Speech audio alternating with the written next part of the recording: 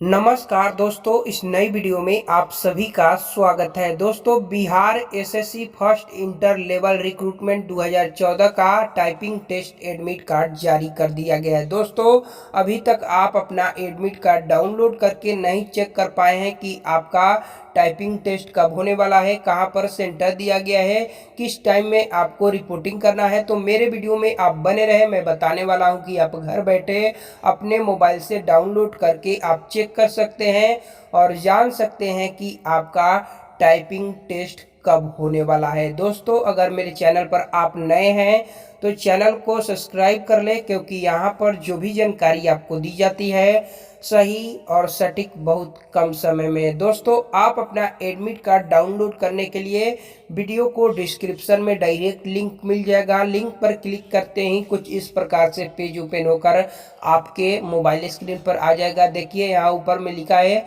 Bihar staff selection commission. नीचे आइएगा तो आपको मिलेगा कैंडिडेट लॉगिंग। यहाँ पर आपको अपना रजिस्ट्रेशन नंबर या आपको रोल नंबर डालना है। यहाँ पर आप रोल नंबर डालिए, उसके बाद अपना डेट ऑफ बर्थ जो कि आपका पासवर्ड होगा वह डालना है।